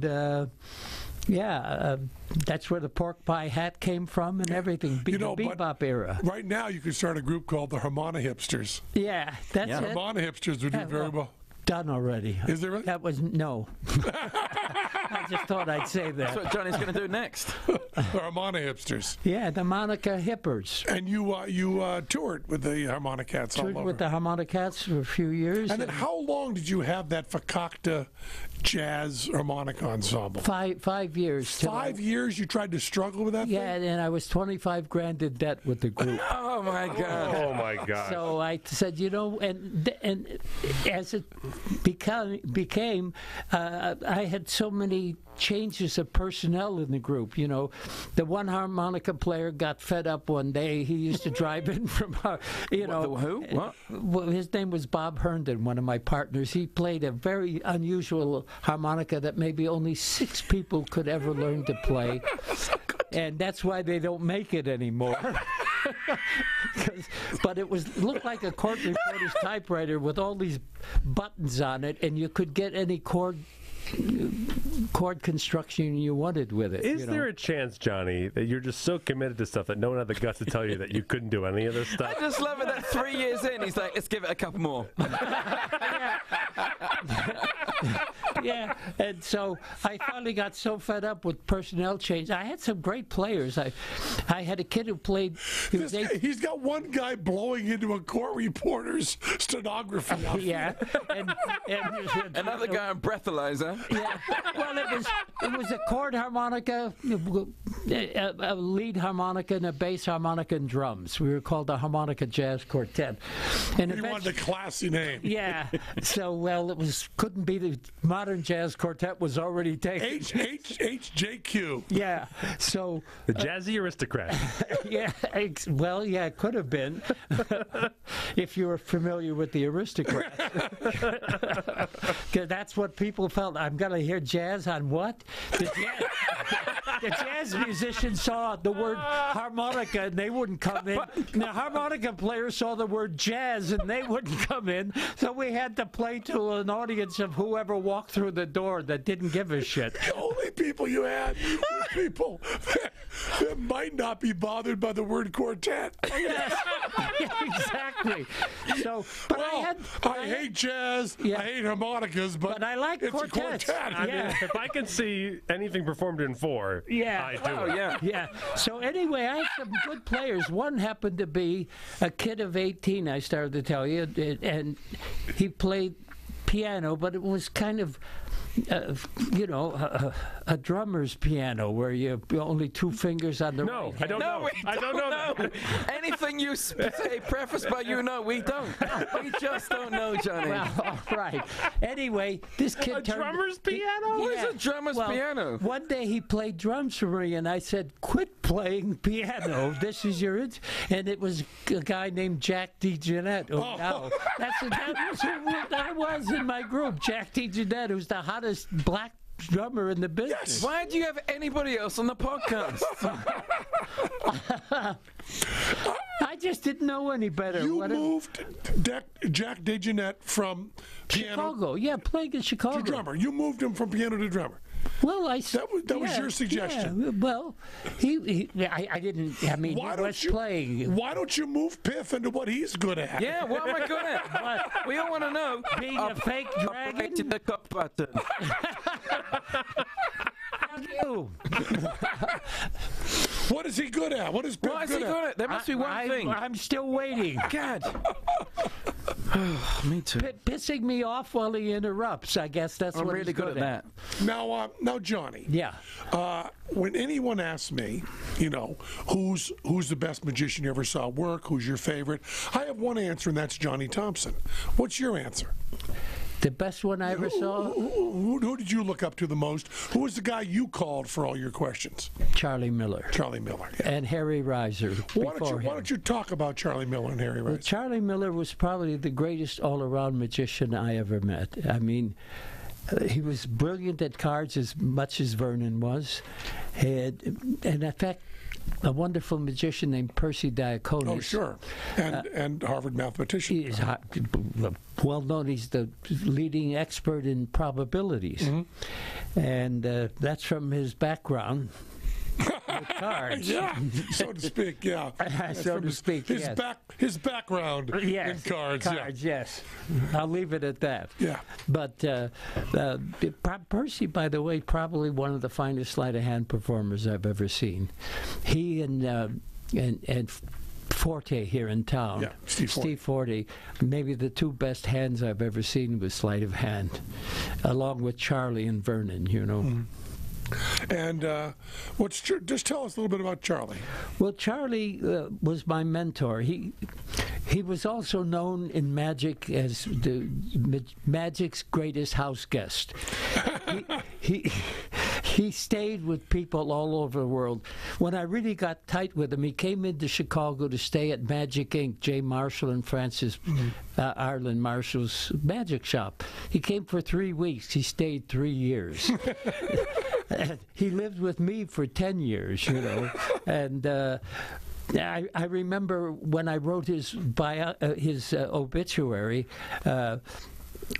Bev Bergeron called me and said, "You left my name out. He stayed with me." He said, "Too, you know." And he said, "What makes you think he's just staying with you? He was Magic's house guest, you know." I said, "Well, I didn't know he stayed with you, Bev, but I guess I should have remembered he stayed with everybody known in Magic, you know." But Charlie was just a great all-around magician. I started to say, Percy Diaconis said, not only was he great at cards, but he was really that good at apparatus magic, you know. And I remember I was at Herb Zero, a wonderful card magician's Yeah, house another guy with a move named after him. Yeah, Herb Shuffle, Zero. yeah. The Zero Shuffle. We all know what that is, though, don't we? You don't know. I know what the Zara Shuffle is. I just don't know what a Zingoni spread is. If you don't... Hey, I met Herb if you Zara's don't know nephew the the other day. Zingoni spread, you probably can't do the Zero I Shuffle. can do a Zara Do Shuffle. a zero shuffle. Give Do me it some now. cards. I don't have any cards. Do you have any cards? In my car. Okay. Get your Go card. get him. I Go want get to 'em. see this That's- now. Go yeah. get him. I would We're like gonna to put say you it's on a the dreadful spot. Zara Shuffle, but I have no shame in showing it. Well, I've seen your act. I know what you mean. Oh my God! Wow. Anyway, go ahead with your Charlie Miller while we're waiting to see Piff's famous zero shuffle. Yes, oh yes. I can't wait to see this. Oh, I'm going to give you some tips here, Johnny. On the old Zara Shuffle. Get out of show business. Yeah. Just got to warm up the fingers. All right. They're getting in the game. Is that what you call them? No, they're like stumpy little. No, I thought mean, I've got the dragons worst had fingers. claws. Paws. Yeah. Dragons don't have paws. We have paws. They have claws. They No, have paws. claws. They don't have paws. Hands up, who's a dragon in the room? This one over here. What, you're. Oh! And he's your Boom. father. Yeah, and who's going to be a dragon soon? I am. Yeah! Yes, Grandpa. Pop, Glad pop. Matt left the room at that point, otherwise he'd feel left out. Well, couldn't do it. He's only been in Magic too. Oh, let's talk about being dragons, guys. Okay. Okay, talk about it. We're There wasn't much to say. So Charlie Miller and So he was the greatest all-around magician I've ever seen, and you know he lived with me for 10 years, and in Magic we call getting together and expressing our ideas about magic back and forth to each other. We call it sessioning. Yeah. And every day I was home and off the road with Charlie, we had a session, and during that 10 years. We had hundreds and maybe thousands of sessions, and I would say that he never repeated anything. It was always fresh material. That's how much knowledge he had. If I gained any knowledge, it was from Charlie, you know. here's a brand new deck of cards. Okay, let's see In this. Piff's miraculous hands. Piff will now perform the Zaro on the table shuffle as created by Herb. Well, not as created at all, in any way, shape, or form. Invented. Yes, but no, what Herb Zaro invented and what I'm about to perform share no relation. I can. Well, let's see. I'll be the judge of that. Wait. Herb Zero rolling over in his grave right now. Look, here's Call my, that here's the my Zero regular shuffle. full shuffle. Oh, yeah. If you call that a false. Ah, God damn it! He doesn't call that a full shuffle. Oh, Wait a minute. this is He taught me depressing. that. That's all. That's the only one I've been Yeah, working don't. on. Why are you learning from me? You know Johnny Thompson. I taught him everything he could learn. That was Now- 6 tricks. Herb Zaro's 100%. Herb Zaro's nephew is now weatherman in New Jersey. I'm not kidding. Who? Herb Zaro's nephew is a weatherman in New Jersey. He's a very nice What has man. that got to do with magic?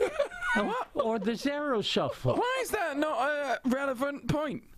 What, that you know Herb Zero's nephew? Yeah, that's very That's relevant. as close as you ever came to meeting Herb Yes, Zero. it is, Johnny. That's factually correct.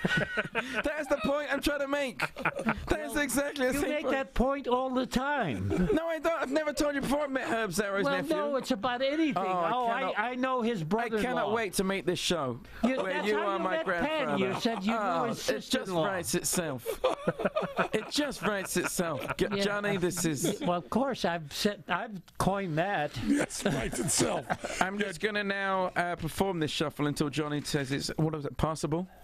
No. All right. Hang on. Give me another go. Give me another go, Johnny. I can do it. There we go. What about this? That's a real shuffle. It's not. Boom. That's my full shuffle. Boom! Check, check. Yes! Oh Oh, ladies and gentlemen. Yes. It doesn't get better than that, ladies and gentlemen. He fooled Johnny Thompson? Yes. That's it. Done. Piff the Magic Jack retires from show business. Show me that false shuffle. What? I'm back. Do it for me. Piff, I'm back to learning it. I'm back to learning it. You Dude, just fooled Johnny let me with get the it. angle on it.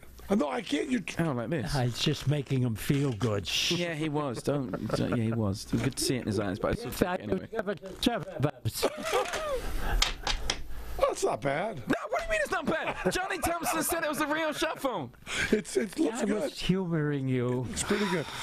I don't give a shit. I know I you don't care. I'll take it, Johnny. I know. Anyone who's made a career out of losing would take it for granted that I gave him a compliment. Yeah. I use Piff's Fall Shuffle and Penn's favorite card for us. Yeah, What's Penn's favorite It's not card Piff's Full for? Shuffle. a slip force. I know. It's not. Oh, What is that called? Piff? It's called the Truffle Shuffle by Derek yeah. LaGuardia, who does it quite a lot better than me. yeah. You know the I truffle know shuffle. it. Yes. Yeah.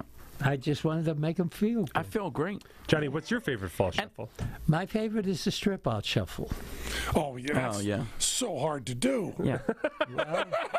Why are you surprised by that?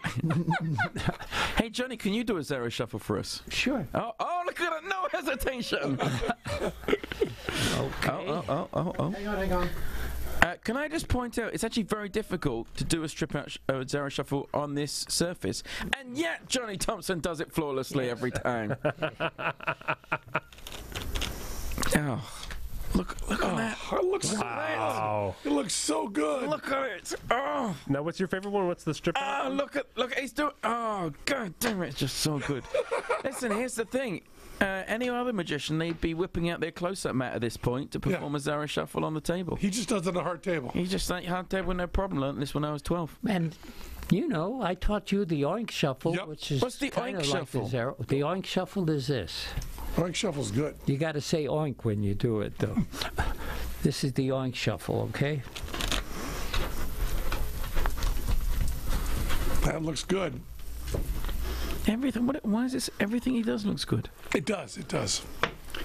I had good Everything he does. teachers. Charlie Miller, Harry Reiser, Dave Vernon. Tell us about Harry Reiser. Harry Reiser was not a professional magician. He was in the insurance business, actually, but one of the greatest sleight of hand performers, and he could have been. In fact, he did pay his way through college by performing magic, and maybe the greatest sleight of hand performer I ever saw. His hands were so natural. I learned the value of palming cards from Harry Reiser because his hands were.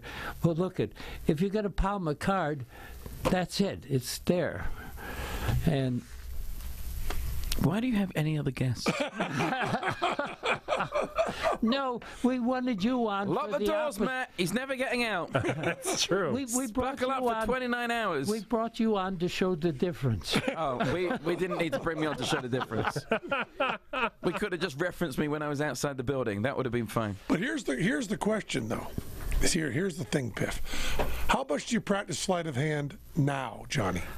At least an hour to 2 hours a day. It's unbelievable. How much do you practice sleight of hand now, Piff? At least 15 minutes when I'm on stage.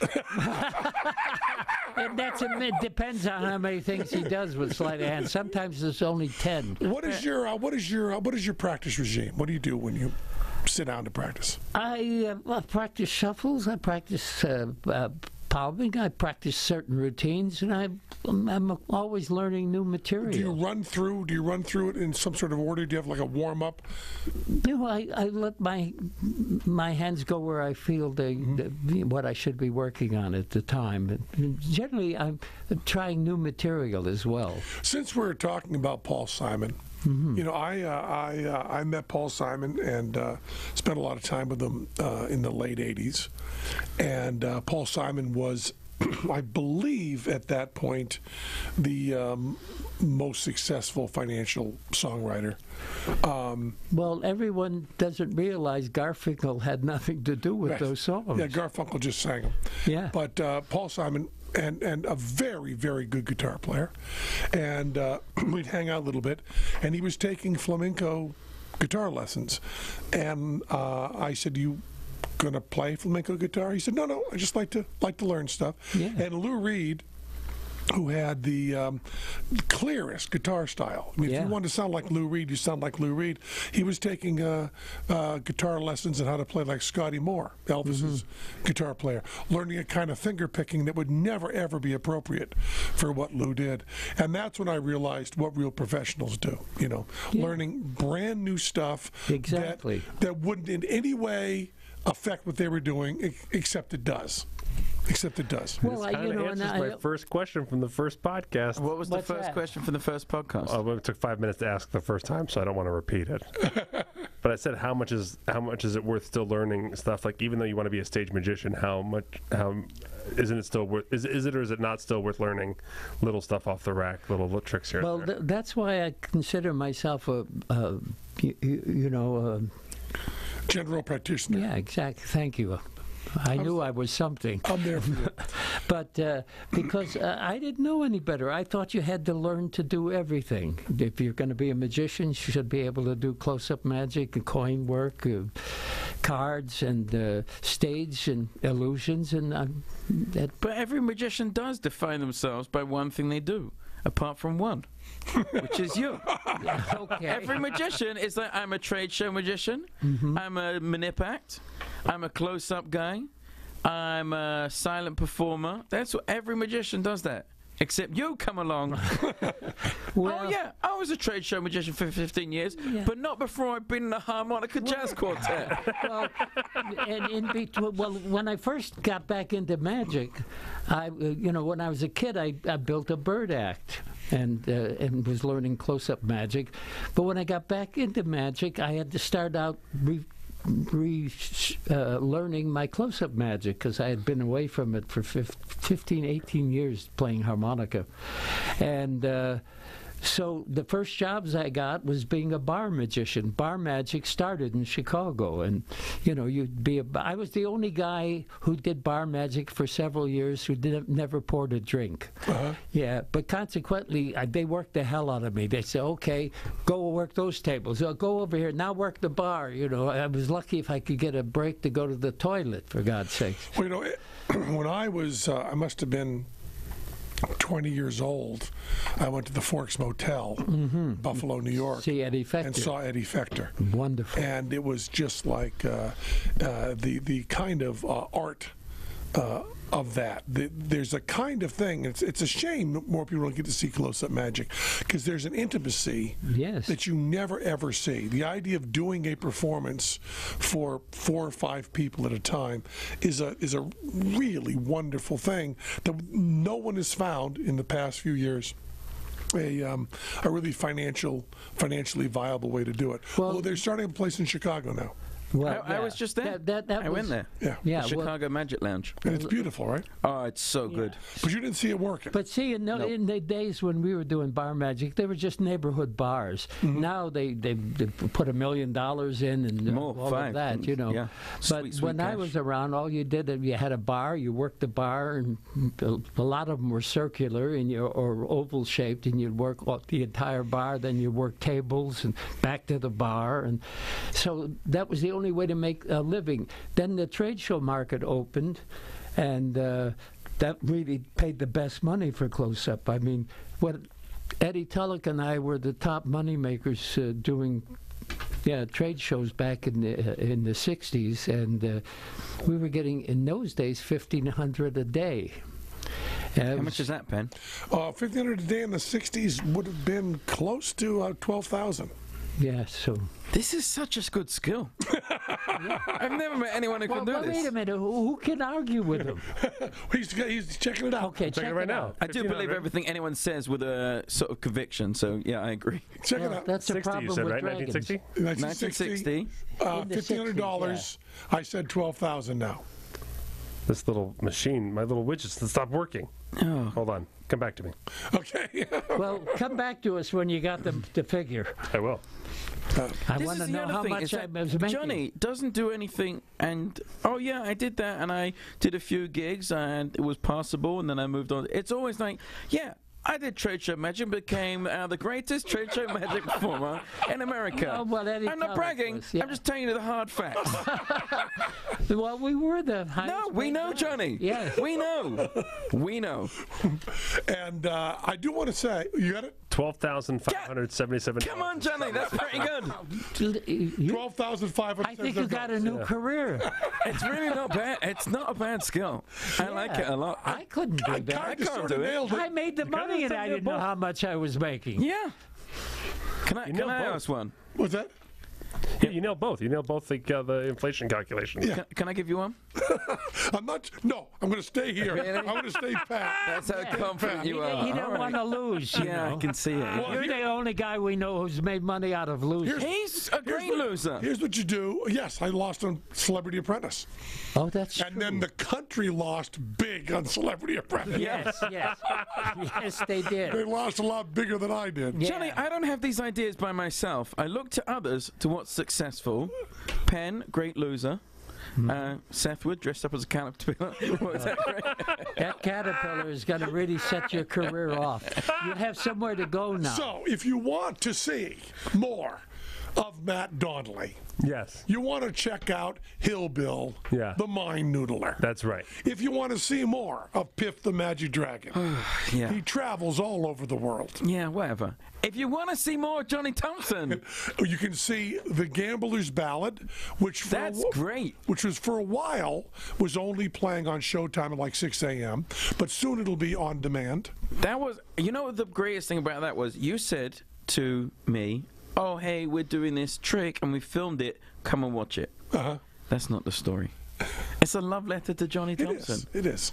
That's Well, what that is. Of all the people who have loved you in your life, Johnny, I'm kind of at the top, you know. You know, I Pam may be close. Teller may be close. but I got to tell you what I told you a few weeks ago. I said, in the last 2 years, you've done more for my career than I did in 56 years.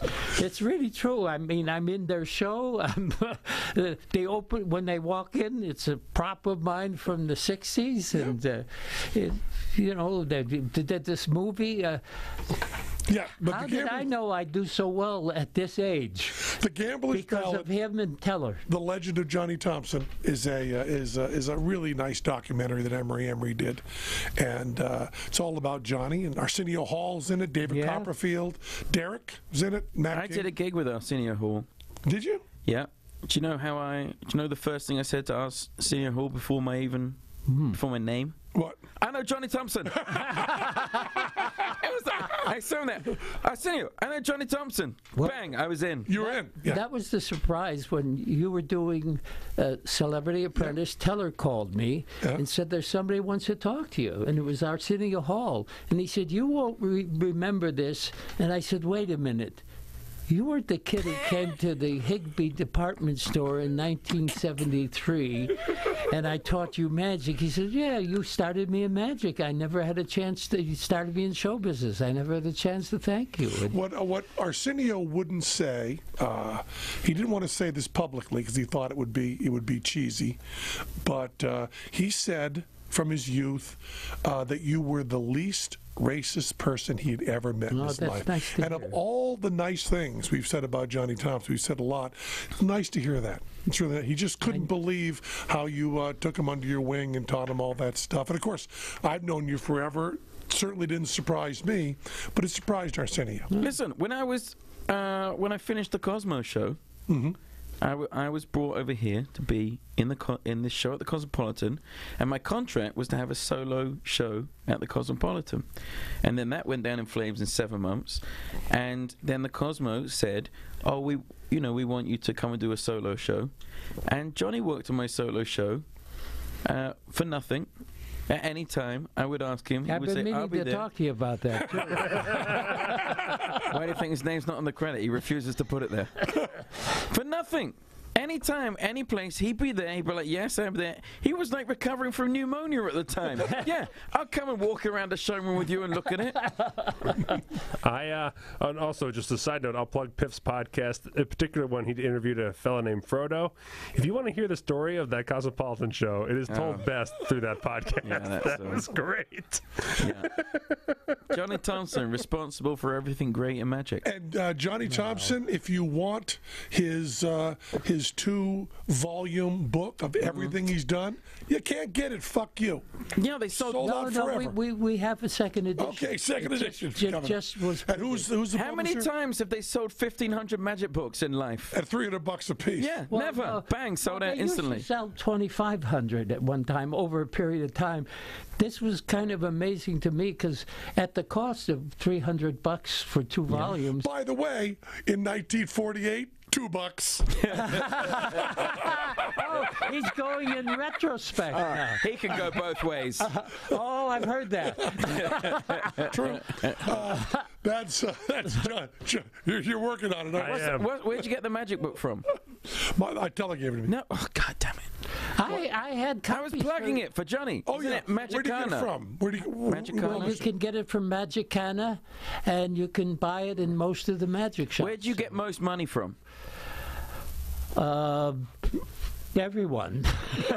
Really? Well, Doesn't Magicana give you more money than other people? Or? well, yeah. How do we give you more money? Because I'm the actually self-published. Here's the strange thing. We worked 12 years on this book, and I got to say that it wasn't moving fast enough, and I mean, when we started on it was when the concept came up was around 2003, and then a few years later we actually started doing it, and when we turned it over, Jamie Swiss said to me, "Why don't we use David Penn to produce this? And be the production manager and so forth." And David and Julie Yang and the people over at Magicana really made it happen, and they got it together, and we did it in less than a year after that. Yeah. So buy one copy to read, one copy to sell. Yeah. That's the advice. Very, very rich in the future. Oh, yeah. Well, I was kind of shocked. It sold out in 2.5 weeks. I thought at $300 we'd be lucky to sell 400 or 500 copies, and it was a real shock to me. And now we just printed another 1,000. And you have to sign them by hand twice. oh yeah, I had to sign overall 2,500 copies. You know how long this took him? How long? Oh, well, the first one was 8 days, and if you look at that particular set, the 1,500 set, and you look at the 1,000, which I didn't have a time limit on, my real signatures in the last 1,000 books, the first one is just almost scribbly, for God's sake. Who would do that? Who would spend 8 days signing 1,500 books? With Muhammad Ali. Yes. The Beatles would take turns signing the autographs. Oh, really? And they would sign all 4. So it'd be Ringo's day to sign them, then it'd be John's day. And collectors know that you not only want to get all 4 signatures, but you want all 4 done by Paul, all 4 done by John. Wow. Oh, good Lord. That's the set you want. So people can recognize who's doing each other's I signature. looked into one of those pens that doctors. automatically, and, yeah. But they're like $2,000 Yeah. bucks. What? and so What's this forth, pen? yeah. There's an auto pen that does an actual signature. You do the signature exact once, copy. and then it repeats it. But it's not printed; it's actually signed. Yeah. Oh, that's good. That's used by senators a lot. People Yeah. like that. And some doctors also, yeah. But Johnny Thompson, no. 8 days. I had was no his thing? choice. I couldn't afford $2,000. Oh, my God. We could have had a whip round for you. Oh. We were when Teller and I we were doing like one of these benefits, and they had 2,000 posters to sign, and all the other entertainers were amazed when Teller and I sat down, because Teller and I can bang out Penn and Teller signatures. Well, I've wicked seen your fast. signature. I can Oh, it's imagine awful. why. It's awful. But the thing is, I can't read my own writing. I don't have a good signature. And people say, "Is that the signature you really use?" And I go, "Yes." But when someone says to me after I've signed an autograph for them, they say, "Boy, that's an awful signature," I always say, my mother says, my mother was there once, and a person asked for my autograph. My mother sitting next to me, and I signed my autograph. The person looked at it and said, "Boy, that's awful handwriting." My mother said, "Were you brought up to ask for a favor and then criticize the person?" Yeah. Yeah, well, Mom was I've got backing you. a Britney Spears poster signed by Britney Spears, possibly, which looks nothing. I mean, there's no Britney in there at any stage, but at no point have I ever questioned it. No, why would you? I've just hugged it close to me as I sleep. Sure. Or as you're going to sleep. What a princess. We have got Matt Donnelly. Yes. We've got Piff the Magic Dragon. We got Johnny Thompson. If you want to see Johnny Thompson work, go to see any magic show in the world. Any magic show. Some of Johnny And see his Thompson's work ruined. Yeah. Some of Johnny Thompson is in every piece of magic in the world today. Well, I don't know about And that. probably for a good long time. That was Penn Sunday School.